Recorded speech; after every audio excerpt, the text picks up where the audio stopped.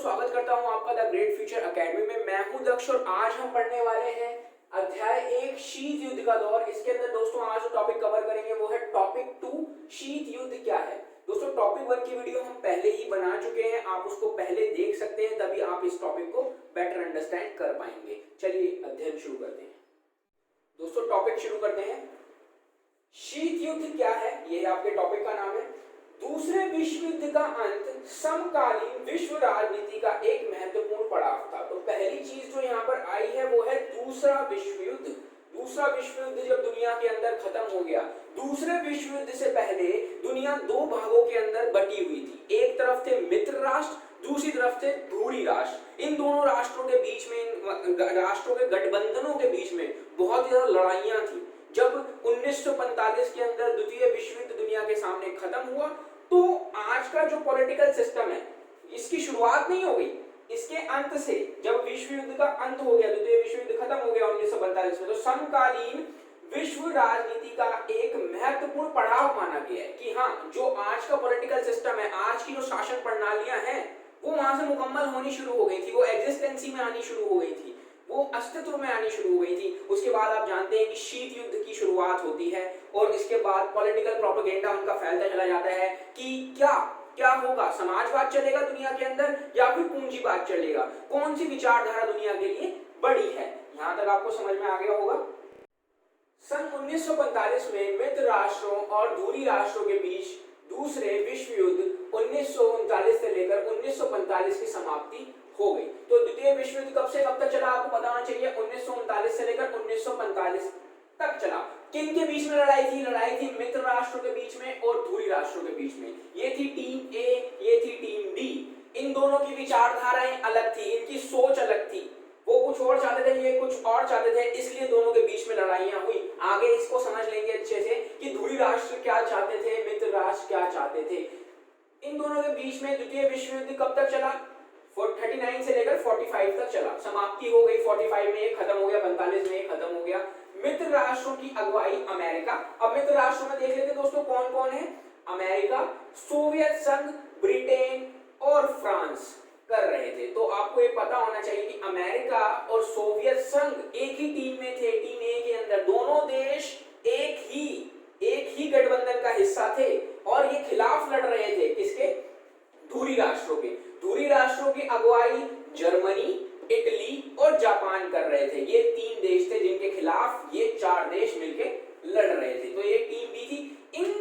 इन देशों का यानी कि जर्मनी, इटली और जापान की क्या सोच थी, इनका क्या प्रोपेगेंडा था? विस्तारवादी। ये थे साम्राज्यवादी, अपने साम्राज्य को बड़ा करें, जितना हो सकता है दुनिया को उतना जीत लें। आप जानते ही हैं जर्मनी के हिटलर के बारे में। वो विस्तारवादी नीति कितना ज्यादा अपनाना चाहते थे, कितना ज्यादा फैलाव करना चाहते थे दुनिया के अंदर अपनी नीतियों का, अपने देश का। तो हमेशा से ही लालच से वो रहे, हमेशा से ही देशों को पाने की लालच उनके अंदर रही। ठीक है ना। तो इन जो देशों का प्रोपेगेंडा था वो बेसिकली क्या था? विस्तार करना, अपने साम्राज्य को बड़ा करना। और इन अमीर देशों ने इसे रोकने की पूरी कोशिश करी कि हम नहीं हड़पने देंगे इन देशों को, दुनिया के कई सारे राज्यों, कई सारे भागों को। तो इसलिए इन दोनों गुटों के बीच में लड़ाइयां हुई और ये लड़ाई जो है 1945 में खत्म हो गई। 1945 में एक घटना घटी जिसके बाद द्वितीय विश्व युद्ध खत्म कर लिया गया। आगे चलते हैं। इस युद्ध में विश्व के लगभग सभी ताकतवर देश शामिल थे। तो ताकतवर देश ही दोस्तों युद्ध लड़ सकते हैं, कोई कमजोर देश नहीं लड़ सकता। अभी जो आजाद हुए हैं देश वो युद्ध नहीं लड़ सकते, वो पहले ही गुलामी के शिकार थे। अगर वो युद्ध लड़ेंगे तो कैसे लड़ेंगे? उनके देश में पहले ही भुखमरी है, वो तो पहले ही अपने देश को ग्रो करने की कोशिश कर रहे हैं, ग्रोथ में ही रहेंगे, युद्ध से कोसों दूर रहने की कोशिश करेंगे। तो सारे के सारे पावरफुल देश आप देख रहे हैं, अमेरिका, सोवियत संघ हो गया, Britain, France, Germany, Italy, Japan, ये सारे देश बहुत ज्यादा पावरफुल थे उस टाइम पे। और इनके बीच में लड़ाई हुई कि किसकी नीति ज्यादा पावरफुल होगी, कौन इसको ज्यादा डेवलप कर पाएगा। मित्र राष्ट्र चाहते थे कि धूरी राष्ट्र जो अपना साम्राज्य बढ़ाने की कोशिश कर रहे हैं लगातार, इनको रोका जाए, उनको दबाया जाए, उनको दिखाया जाए कि हम उनसे कम नहीं है और उनकी ऐसी नीतियां जो हैं मुकम्मल हम होने नहीं देंगे, इन्हें नेस्तनाबूद कर देंगे। और इस युद्ध में विश्व के लगभग सभी ताकतवर देश शामिल थे, ये हमने पढ़ लिया। यह युद्ध यूरोप से बाहर के इलाकों में भी फैला। केवल यूरोप तक इसका इंपैक्ट नहीं पहुंचा, इसका इंपैक्ट पहुंचा यूरोप के बाहर भी। अब क्यों पहुंचा अभी समझते हैं और कहां कहां पहुंचा। इसका विस्तार दक्षिण पूर्वी एशिया, चीन, बर्मा यानी कि म्यांमार, म्यांमार को आज के टाइम पे बर्मा, पुराने टाइम पे बर्मा बोला जाता था, आज के समय में इसका नाम है म्यांमार, तथा भारत के पूर्वोत्तर के कुछ हिस्सों तक था। तो भारत के पूर्वोत्तर के कुछ हिस्सों तक इसका प्रभाव रहा, है ना, म्यांमार तक, बर्मा तक, इवन भारत तक भी इसका प्रभाव आया। क्यों आया? क्योंकि द्वितीय विश्व युद्ध लड़ा ब्रिटेन ने। ब्रिटेन का औपनिवेशिक जो शासन था वो कहां रहा? भारत में रहा, यानी कि अपना गुलाम किसको बनाया ब्रिटेन ने? 200 सालों तक करीब करीब भारत को बनाया। साथ ही साथ जो यूरोपियन देश थे कॉलोनिज्म पे जो थे वो विश्वास करते थे, यानी कि औपनिवेशिकवाद पे ये विश्वास करते थे कि दुनिया को अपने गुलाम बनाने की कोशिश करते थे। कमजोर देशों को इन्होंने हमेशा से अपनाने की, उनको गुलाम बनाने की और उनके संसाधनों को लूटने की कोशिश करी। तो भारत हो गया, म्यांमार हो गया, लाओस, कंबोडिया, बहुत सारे जो गरीब देश थे वो देश जो थे इनकी कॉलोनी रहे। अब ब्रिटेन अगर लड़ाई करेगा तो ब्रिटेन के पास सोल्जर कम पड़ेंगे, तो वो कहां से लेगा? सीधी सी बात है, भारत से मंगवाएगा। भारत के लोगों को भी इसमें आना पड़ा, इसमें उतरना पड़ा, विश्व युद्ध में इन्होंने भी भागीदार, इनको होना पड़ा, ना चाहते हुए भी भागीदार होना पड़ा, क्योंकि हम उनके गुलाम थे। तो हमारी बहुत सारे सोल्जर्स भी द्वितीय विश्व युद्ध में मारे गए थे दोस्तों। उसके बाद भारत में प्रभाव पड़ा, और इन देशों में प्रभाव क्यों पड़ा? क्योंकि इनकी कॉलोनी रहे थे, या फिर इन देशों के जो दक्षिण पूर्वी देश हैं, दक्षिण पूर्वी एशियाई के देश हैं, उनके साथ अच्छे संबंध थे, तो उनके सैनिकों को भी उनके लिए लड़ना पड़ा। क्योंकि कल को अगर इन बड़े देशों से हमें मदद चाहिए तो हमें इनका साथ बनाए रखना पड़ेगा, छोटे देश यही चाहते थे, इसलिए उनका प्रभाव जो था वो भारत तथा कुछ दक्षिण पूर्वी एशियाई देशों पर भी पड़ा।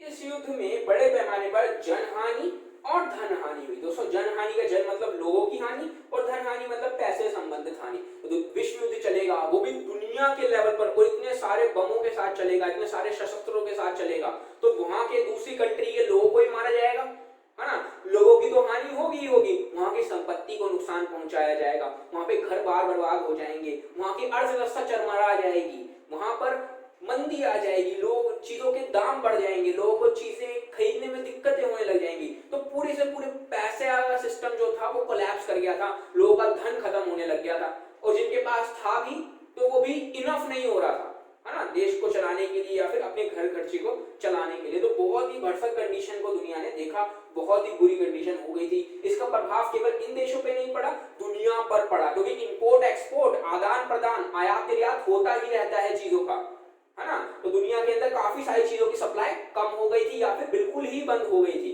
तो इसका प्रभाव बहुत बुरे तरीके से दुनिया पर पड़ा था। आगे चलते हैं। 1914 से 1918 के बीच हुए पहले विश्व युद्ध ने विश्व को दहला दिया था। तो पहला विश्व युद्ध इतना खतरनाक था, और कब हुआ आपको पता होना चाहिए, 1914 से लेकर 1918 के बीच पहला विश्व युद्ध दुनिया के अंदर लड़ा गया। पहला विश्व युद्ध दुनिया के अंदर 1914 से लेकर 1918 के बीच लड़ा गया। द्वितीय विश्व युद्ध लड़ा गया 1939 से लेकर 1945 के बीच में, है ना। तो पहले विश्व युद्ध से ही दुनिया ने बहुत हानि उठाई थी, है ना, लेकिन दूसरा विश्व युद्ध इससे भी ज्यादा भारी पड़ा, इससे भी ज्यादा इंपैक्ट फर्स्ट वर्ल्ड वॉर से ज्यादा इंपैक्ट सेकेंड वर्ल्ड वॉर का था। ऐसा क्यों था? क्योंकि सेकेंड वर्ल्ड वॉर आते आते दुनिया के पास हथियार मॉडर्न हो गए थे और ज्यादा पावरफुल हो गए थे, लोगों के पास, देशों के पास परमाणु बम आ गए थे, है ना, और ये परमाणु बम इतना ज्यादा नुकसान पहुंचा सकते थे कि कोई भी कंट्री का बहुत बड़ा पार्ट अगर जहां पे गिराया जाए तो बहुत बुरे तरीके से काफी सालों तक उससे इन्फेक्टेड रह सकता था, है ना। तो इसलिए द्वितीय विश्व युद्ध ज्यादा ही खतरनाक था प्रथम विश्व युद्ध से। पहला विश्व युद्ध, द्वितीय विश्व युद्ध, और जितने भी इसमें मूल बिंदु हैं दोस्तों नीचे आपको डिस्क्रिप्शन में मिल जाएंगे, आपको इस सारे के सारे बिंदुओं को स्मरण कर लेना है। मैंने सब कुछ उसके अंदर दे रखा है, आपको सारे बिंदु, उसके मुख्य बिंदु याद कर लेने हैं, जिससे एग्जाम में जब आप क्वेश्चन का आंसर करेंगे तो आपके लिए आसानी हो जाए। इसके बाद कह रहा है कि दूसरे विश्व युद्ध की समाप्ति से ही शीत युद्ध की शुरुआत हुई। जब द्वितीय विश्व युद्ध खत्म हुआ दुनिया के अंदर, अब खत्म क्यों हुआ उसका कारण आगे बताया गया है, उसको समझ लेंगे। तो क्या हुआ, शीत युद्ध शुरू हो गया दुनिया में, शीत युद्ध की शुरुआत हो गई। शीत युद्ध का एक प्रॉपर मतलब और ये हमने समझा नहीं है, जैसे जैसे हम पढ़ रहे हैं तो मैं इसको क्लियर करूंगा आगे। पहले आपको बुक पढ़ाई जा रही है, शीत युद्ध का मतलब भी अभी उन्होंने नहीं समझा है, तो हमें पहले ये अंडरस्टैंड हो जाए तो शीत युद्ध भी हमें समझ में आ जाएगा, ठीक है। द्वितीय विश्व युद्ध जैसे ही खत्म हुआ, द्वितीय विश्व युद्ध खत्म हो गया, अब गोला बारूद की लड़ाई नहीं होगी, खत्म। अब कोई किसी पे हमला नहीं करेगा। ये कब हो गया? अगस्त 1945 में हो गया। अगस्त 1945 से पहले बाद हो गया क्योंकि अगस्त 1945 में अमेरिका ने जापान के दो शहरों हिरोशिमा और नागासाकी पर परमाणु बम गिराए। हिरोशिमा और नागासाकी जापान के दो शहर थे, जैसा कि आप मैप में देख ही सकते हैं। इन दो शहरों के ऊपर जब जापान के इन दो शहरों के ऊपर अमेरिका के द्वारा बम गिराया गया तो बहुत ही बुरे तरीके से वहां कोलैप्सेशन हो गया। बहुत बुरी जनहानि धनहानि लोगों को वहां पे झेलनी पड़ी। धनहानि जनहानि क्या, पूरा एरिया ही खत्म हो गया, पूरा कब्रिस्तान बन गया। और आज तक जो बच्चे वहां पर पैदा होते हैं दोस्तों, वो आज तक विकलांग पैदा होते हैं, है ना, अपाहिज पैदा होते हैं। तो इसका इंपैक्ट, इसकी रेडियो एक्टिव रेज आज तक उनकी मिट्टी के अंदर है, उनकी चीजों के अंदर है, उनके वातावरण के अंदर है। तो देख लो इतने सालों बाद भी उसका प्रभाव नहीं खत्म होता। तो परमाणु युद्ध तो बहुत खतरनाक होता है। इसीलिए ही 1961 का क्यूबा मिसाइल संकट टाल दिया गया सोवियत संघ और अमेरिका के द्वारा। पहले मैंने इसको क्लियर कर दिया है क्योंकि परमाणु बम का इफेक्ट कोई नहीं चाहेगा कि उसके देश के ऊपर पड़े।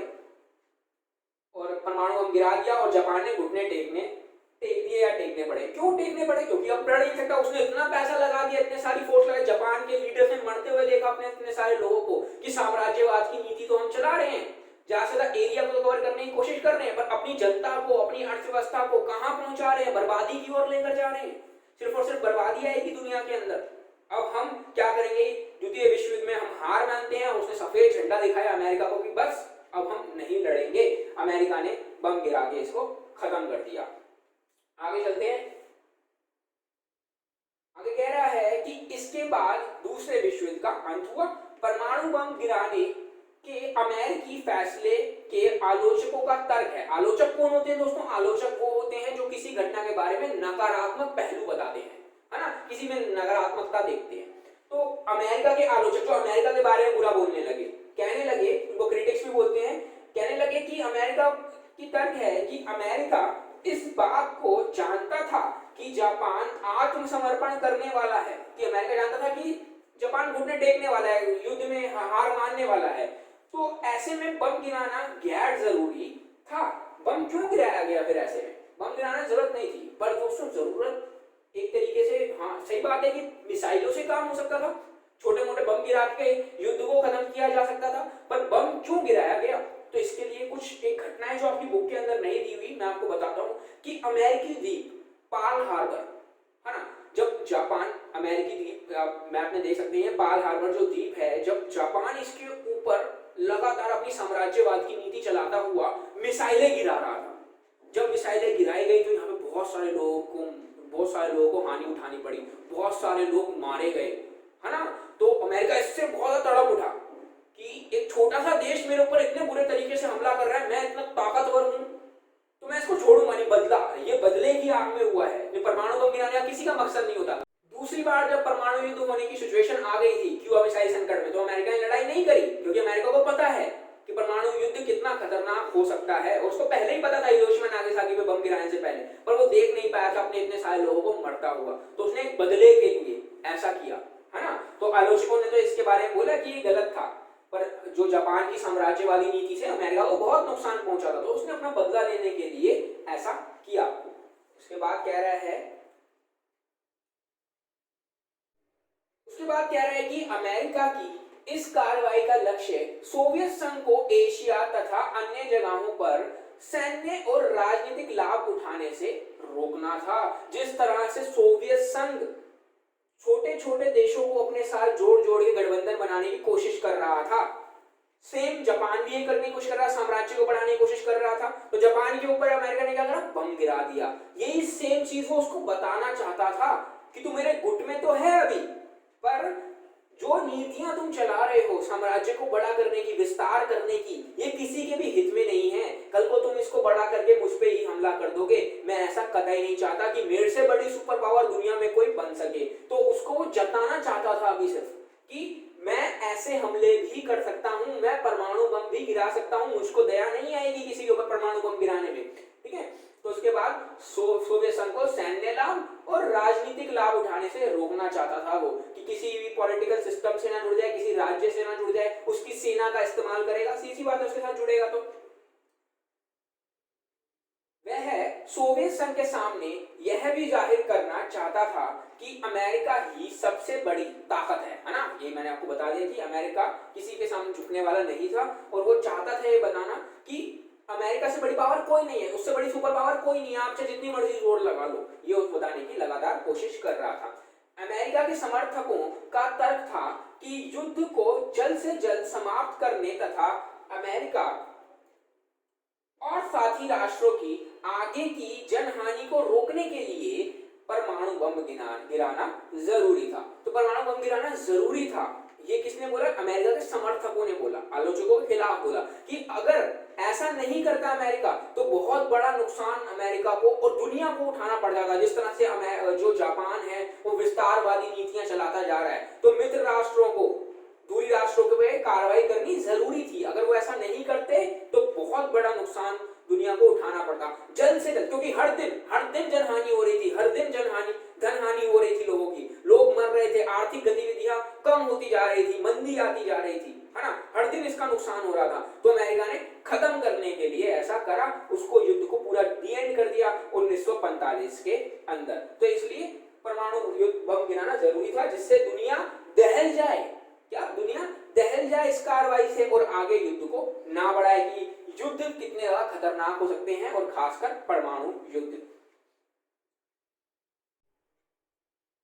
विश्व युद्ध की समाप्ति के कारण कुछ भी हो, लेकिन इसका परिणाम अगले पेज पे कह रहा है कि यही हुआ कि वैश्विक राजनीति के मंच पर दो महाशक्तियों का उदय हो गया।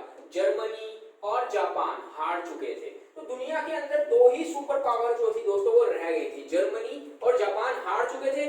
अमेरिका को पहले से ही पता था कि सबसे बड़ी जो चुनौती है मेरे सामने, मेरा सबसे बड़ा कॉम्पिटिटर, मेरा प्रतिद्वंदी जो है वो केवल सोवियत संघ है, उससे ही मुझे लड़ना होगा, बाकी सबको तो मैं आसानी से हरा दूंगा, कोई टिक नहीं पाएगा और सुपर पावर मैं ही बनूंगा। द्वितीय विश्व युद्ध के बाद अमेरिका ने यही सोच लिया था, इसीलिए द्वितीय विश्व युद्ध हुआ कि मैं बड़ा या कौन बड़ा, कौन है सुपर पावर, कौन है सबसे बड़ी शक्ति, इसलिए तो लड़ाइयां होती हैं, है ना। तो देशों के बीच भी इसी चीज की लड़ाई थी। जर्मनी हार गया था, जर्मनी नाजीवाद आप जानते ही हैं, हिटलर का देश बिल्कुल कोलैप्स कर गया था, खत्म हो गया था। जापान ने घुटने टेक दिए थे क्योंकि परमाणु बम गिरा दिए गए थे, और यूरोप तथा शेष विश्व विध्वंस की मार झेल रहे थे।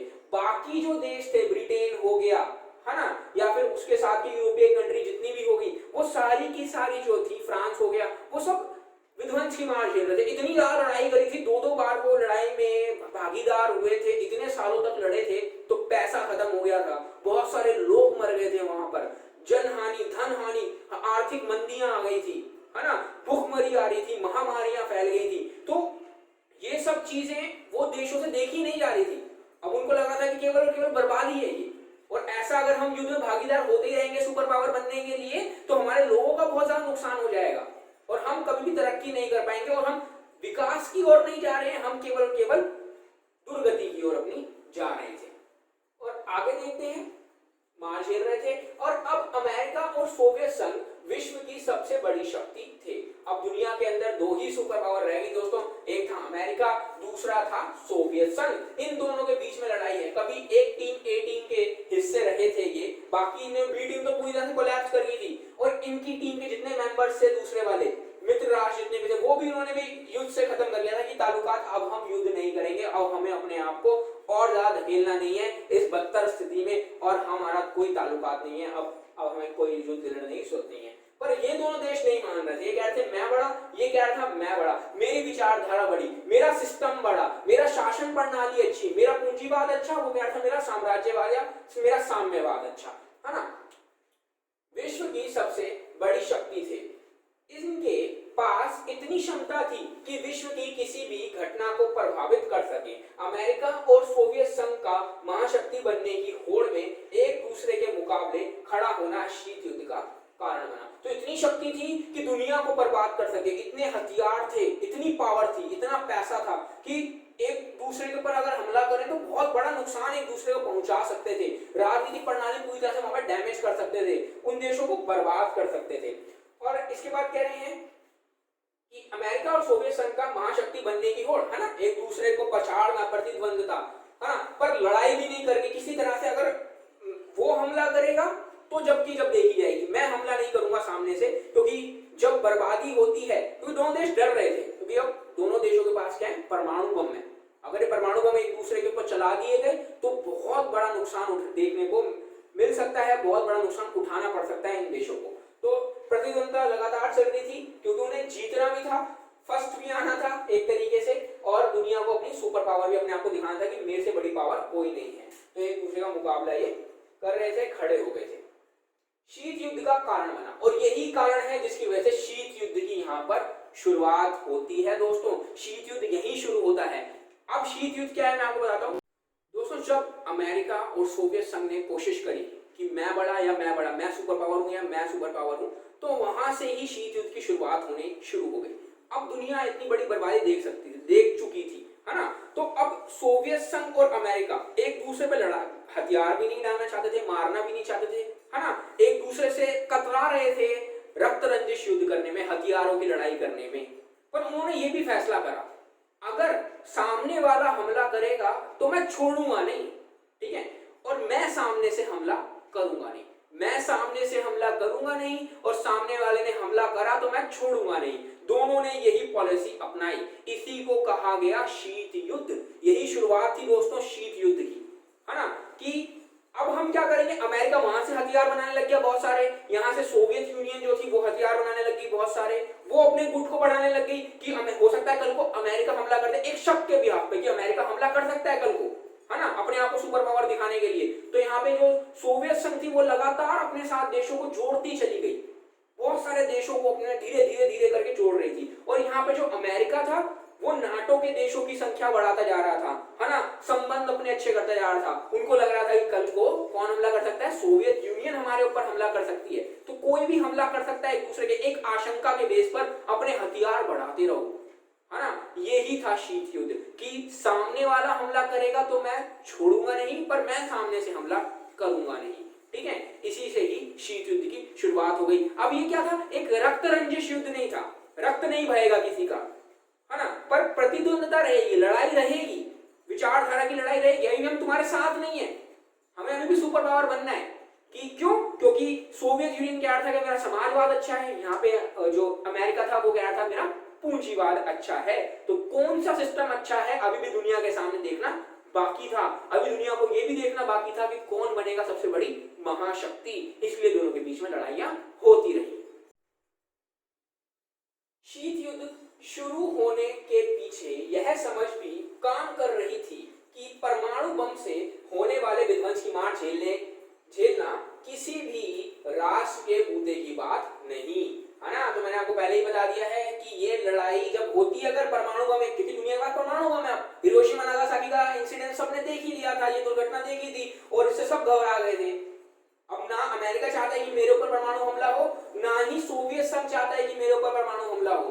तो दोनों ने ही शीत युद्ध को अपनाने की कोशिश करी, पर ये नहीं मान रहे हो कि तुम हमारे दोस्त हो, तुम्हारी प्रणाली अच्छी है, ये भी दोनों मानने को तैयार नहीं है ना। तो अभी भी लड़ाई है दोनों के पीछे, पर बम नहीं गिराएंगे, बम गिराएंगे तो बहुत बड़ा नुकसान हो सकता है। क्यों, क्योंकि दोनों के पास ही परमाणु बम है, और परमाणु हमला कोई भी सामने से कर दे तो नुकसान बहुत बुरा उठाना पड़ सकता है। मुद्दे की बात नहीं, यह एक सीधा साधा लेकिन असरदार तर्क था। जब दोनों महाशक्तियों के पास इतनी क्षमता के परमाणु हथियार हो कि वे एक दूसरे को असहनीय क्षति पहुंचा सकें, तो ऐसे में दोनों के बीच रक्त रंजिश युद्ध होने की संभावना कम रह जाती है। उकसावे के बावजूद कोई भी पक्ष युद्ध का जोखिम नहीं लेना चाहेगा। कौन लेना चाहेगा युद्ध का जोखिम? सामने वाला उकसाए, जब भी मैं हमला नहीं करूंगा, काफी हद तक उकसावा उसका झेल सकता हूं, सहन कर सकता हूं, जितना मेरे से हो मैं उसका उकसावा सहन करूंगा। वो क्यों? क्योंकि परमाणु हथियार है, डर है। अगर गलती से भी उसने चला दिया, अगर उसने चला ही दिया, सपोज करो गलती से ही या किस भी तरीके से उसने चला दिया सामने वाले ने हथियार, तो देश को इतनी बड़ी मार झेलनी पड़ सकती है। फिर वो भी सामने से चलाएगा, वो भी तो छोड़ेगा नहीं उसको। दोनों देशों के लिए, पूरी दुनिया के लिए ये घातक सिद्ध हो सकता था। और एक देश तो लड़ेगा नहीं। हमने पिछली वीडियो में बताया मैंने कि वार्सा पैक्ट के तहत, ये वार्सा पैक्ट बताऊंगा ज्यादा, सोवियत संघ जो है है ना। सोवियत संघ में जितने भी देश हैं वो अपने ऊपर हमला मानेंगे अगर सोवियत संघ के किसी भी देश पे हमला होता है, इधर नाटो के किसी देश पे हमला होता है, वो सारे देश अपना ऊपर हमला मानेंगे उसको, और तीसरा विश्व युद्ध हो सकता था। सभी अब तो कंट्रीज ही बढ़ी, अब 4-5 कंट्री 10 कंट्रीज ही मैक्सिमम, यहाँ पे इतनी सारी कंट्रीज थी। अब की बार जो लड़ाई हुई उसका विध्वंस तो पृथ्वी तहस नहस हो जाती पूरी की पूरी। इसलिए दोनों पक्षों ने शीत युद्ध को अपनाने की कोशिश करी कि विध्वंस झेल नहीं पाएगी दुनिया, बर्बादी ये दुनिया झेल नहीं पाएगी, इसलिए शीत युद्ध बेटर है। दोस्तों उसके बाद जो इटालियन में दे रखा है ये आप खुद पढ़ लेंगे, हम अगले पेज पे आते हैं।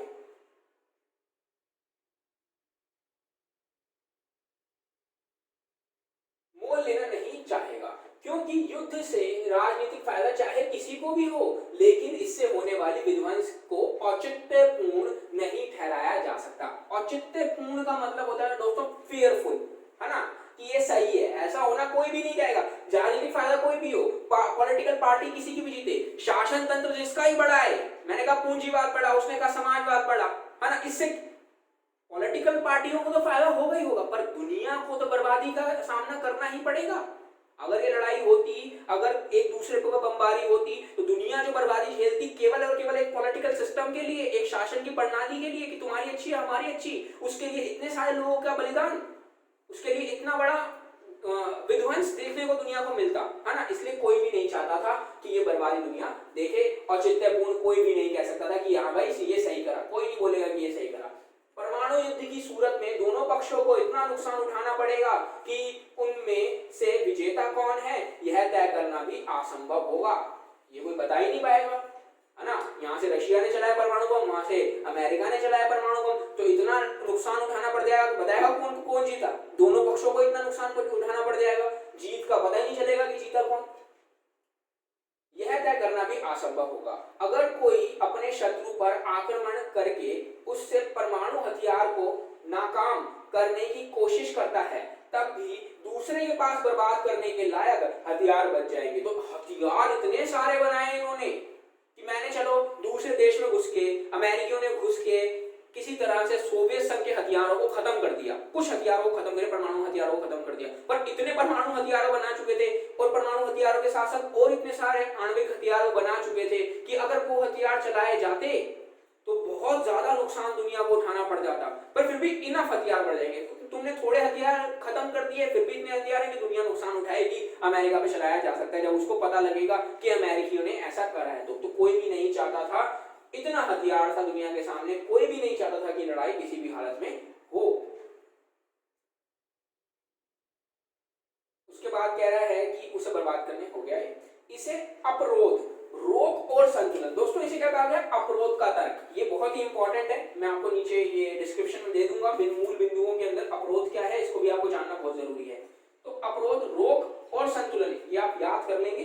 तो अपरोध का मतलब होता है रोक और संतुलन, की चीज को रोकना या संतुलित करना। क्यों रोक आ रही है, क्योंकि सामने वाले से डर है ना, जब भी रुक रहा है, और संतुलन जब भी बना हुआ है कि सामने वाले से डर है। अमेरिका को सोवियत संघ से डर है, सोवियत संघ को अमेरिका से डर है कि हमारे ऊपर अगर हमला हुआ तो नुकसान बहुत ही बुरा हमें उठाने को मिलेगा। तो रोक या फिर संतुलन का तर्क कहा गया है। दोनों ही पक्षों के पास एक दूसरे का मुकाबला और परस्पर नुकसान पहुंचाने की इतनी क्षमता होती है कि कोई भी पक्ष युद्ध का खतरा नहीं उठाना चाहता। तो दोनों में से दोस्तों कोई भी पक्ष जो था वो युद्ध का खतरा नहीं उठाना चाहता था, कोई भी नहीं चाहेगा, है ना। तो हमने इसके ऊपर बात करी है पहले। इस तरह महाशक्तियों के बीच गहन प्रतिद्वंद्विता मतलब मैंने पहले ही बताया कंपटीशन होने के बावजूद शीत युद्ध रक्त रंजिश युद्ध का रूप नहीं ले पाया। तो युद्ध की तासीर हमेशा ठंडी पड़ी रही, उसकी आत्मा जो थी हमेशा ही ठंडी पड़ी रही। इंटरनली जो युद्ध था वो ठंडा रहा, रक्त रंजिश युद्ध नहीं बढ़ा। क्यों? क्योंकि अपरोध का सिद्धांत काम कर रहा था कि मैंने अगर हमला करा तो सामने वाले से मुझे डर है कि अगर वो हमला कर देगा तो मेरा तो बहुत तगड़ा नुकसान हो जाएगा, है ना, पर अगर उसने हमला करा तो मैं छोड़ूंगा नहीं। शीत युद्ध का ये भी कहना था।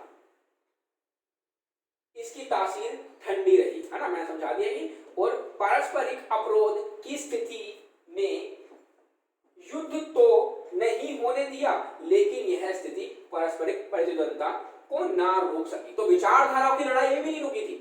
हाँ, हो सकता है कि वो शस्त्र से लड़ाई नहीं कर रहे, वो एक दूसरे को गोला बारूद नहीं दाग रहे, पर वो एक दूसरे के दोस्त भी नहीं है। उन दोनों की विचारधाराएं अलग हैं। विचारधाराएं क्या अलग हैं? मैंने पहले ही बताया कि वो साम्यवाद को बड़ा कहते थे, ये पूंजीवाद को बड़ा कहते थे कि कौन ज्यादा बड़ा सिस्टम है। अब भी इन्होंने राइवलरी अपनी खत्म नहीं करी थी, अभी भी कंपटीशन था। शीत युद्ध में कंपटीशन खत्म नहीं कर पाए, विचारधारात्मक रूप पे अभी भी लड़ाई थी। तो विचारधाराओं की लड़ाई इसलिए बोला जाता है शीत युद्ध को, क्योंकि विचारधारा के स्तर पर लड़ाई है। हाथ फिजिकली नहीं लड़ रहे, हाथ पैरों से या शस्त्रों से लड़ाई जो है वो नहीं की जा रही है। इसके बाद क्या है दोस्तों कि शीत युद्ध की प्रमुख और सैन्य विशेषताओं पर ध्यान दें। शीत युद्ध की प्रमुख स्ट्रक्चर को इसको समझें कि सैन्य विशेषताएं क्या रही, इसके अंदर सेना क्या रूप था। इसमें दो महाशक्तियों और उसके अपने अपने गुट थे, है ना। दोनों महाशक्तियां थी, उनके अपने अपने गुट थे। हम जानते हैं सोवियत संघ और नाटो। इन परस्पर प्रतिद्वंदी गुटों में शामिल देशों से अपेक्षा थी कि वे तर्कसंगत और जिम्मेदारी भरा व्यवहार करेंगे, कि वो तर्कसंगत ऐसा व्यवहार करेंगे कि लड़ाई ना हो। जैसे वो भी जिम्मेदार है, जैसे अमेरिका और सोवियत जो रशिया है वो जिम्मेदार है, तो वो सारे के सारे देश भी जिम्मेदार रहेंगे, कोई किसी के ऊपर हमला नहीं करेगा। क्यों? क्योंकि अगर एक छोटे से देश ने भी दूसरे देश के ऊपर हमला कर दिया, सपोज करो नाटो के किसी भी छोटे देश ने सोवियत यूनियन के किसी भी देश के ऊपर हमला कर दिया, तो इसका हर्जाना पूरी दुनिया को भुगतना पड़ेगा। यानी कि सोवियत संघ का वो देश अपने पूरे सोवियत संघ के ऊपर इसको हमला मानेगा और पूरा सोवियत संघ इधर नाटो को तहस करने में लग जाएगा या फिर उस छोटे देश को तहस करने में लगेगा। तो अब जब उस देश के ऊपर हमला होगा तो पूरा नाटो अपने ऊपर हमला मानेगा, इवन अमेरिका भी उसको अपने ऊपर हमला मानेगा। तो ऐसे में युद्ध हो सकता था। इसलिए छोटे देशों की समझदारी बहुत जरूरी थी और जो भी देश उसके साथ जुड़े हुए थे उसकी भी समझदारी बहुत जरूरी थी। इन देशों से एक विशेष अर्थ में तर्कसंगत और जिम्मेदारी भरा बर्ताव करना था। हमें यहाँ पे समझ में आ गया। तो यह कह रहा है कि परस्पर विरोधी गुटों में शामिल देशों को समझना था कि आपसी युद्ध में जोखिम है ना। आपसी युद्ध में जोखिम है, मैंने बता दिया क्यों जोखिम है। क्योंकि संभव है कि इसकी वजह से दो महाशक्तियों के बीच युद्ध ठन जाए। मैंने आपको बता दिया क्यों युद्ध ठन सकता है ना, क्योंकि वो अपने ऊपर हमला मानते थे, उसको सभी देश अपने ऊपर हमला मानेंगे। जब दो महाशक्तियां और उसकी अगुवाई वाले गुटों के बीच परस्पर अवरोध का संबंध हो तो युद्ध लड़ना दोनों के लिए विध्वंसक साबित होगा, है ना। जब दोनों के बीच में इतना तगड़ा कंपटीशन है और आप उस कंपटीशन का एक पार्ट हो, है ना, आप युद्ध का एक पार्ट हो, अगर आपने कुछ गैर जिम्मेदाराना हरकत कर दी तो इसका हर्जाना सिर्फ आपके देश को नहीं भुगतना पड़ेगा, पूरी दुनिया को भुगतना पड़ेगा। तो उनसे समझदारी भरा बर्ताव करने की बात की गई। इस संदर्भ में जिम्मेदारी का मतलब था संयम से काम लेना और तीसरे विश्व युद्ध के जोखिम को से बचना। तो ये छोटे देशों का यही काम था कि तीसरा युद्ध नहीं होने देना है और हमें जिम्मेदाराना भरा बर्ताव करना है। शीत युद्ध ने समूची मनुष्य जाति पर मंडराते खतरे को जैसे तैसे संभाल लिया। ये अंत नहीं था दोस्तों, ये अंत नहीं था, केवल संभाला गया, रोक लिया शीत युद्ध ने। क्योंकि दोनों के बीच में जो थी वो लड़ाई नहीं होने दी, केवल विचारधारा के स्तर पर रही लड़ाई, है ना। हथियारों की लड़ाई नहीं हो पाई। हथियारों की लड़ाई होती तो आज हम ऐसे नहीं होते, पता नहीं क्या होता, हमारा क्या पता भारत बचता ही नहीं, क्या पता दुनिया में कोई भी देश नहीं बचता, पूरी पृथ्वी खत्म हो जाती। क्योंकि न्यूक्लियर अटैक बहुत ही बुरे होते हैं। न्यूक्लियर अटैक अगर 3 से 4-5 बमों का अगर अटैक हो तो बहुत बड़ा नुकसान दुनिया को उठाना पड़ सकता है उससे, है ना। तो ये बहुत ज्यादा खतरनाक था। इसलिए दोनों महाशक्तियों ने इतनी बड़ी कंपटीशन होने के बावजूद, इतना बड़ी प्रतिद्वंदिता होने के बावजूद भी लड़ाई ना करने का ठाना कि हम विचारधारा के स्तर पर रहते हैं, पर अगर आपने सामने से हमला करा तो फिर हम नहीं छोड़ेंगे, हम भी पावरफुल हैं, आप पावरफुल हैं। तो छोटे देशों से यही कोशिश की गई। अब अगले टॉपिक में दोस्तों हम समझेंगे कि किस तरह से ये छोटे देश इनके साथ जुड़े हैं। अगला टॉपिक जो होगा क्यों जुड़े हैं, क्या लाभ है उनका, अगला टॉपिक जो होगा वो होगा दो ध्रुवीय विश्व का आरंभ। ये टॉपिक 3 में हम इसको दोस्तों कवर करेंगे। दोस्तों उम्मीद करता हूं ये टॉपिक आपको पूरी तरह से समझ में आ गया होगा। अगर आपको फिर भी इसमें से कुछ नहीं समझ में आता है तो नीचे मुझे आप कमेंट में पूछ सकते हैं, डेफिनेटली मैं उसका आंसर करूंगा। दोस्तों डिस्क्रिप्शन में जैसे कि मैंने आपको कहा कि कुछ स्मरणीय बिंदु, कुछ मूल बिंदुओं को आपको प्रोवाइड कराया जा रहा है जो इस टॉपिक से संबंधित होंगे। वो सारे के सारे मूल बिंदु आपको याद कर लेने हैं। जब आप उन मूल बिंदुओं को याद कर लेंगे और जब आंसर लिखेंगे एग्जामिनेशन में उन मूल बिंदुओं को लेकर, तो आपका आंसर बहुत ही ज्यादा अच्छा होगा। अगला टॉपिक नंबर 3 हम शुरू करेंगे दोस्तों। तब तक के लिए धन्यवाद।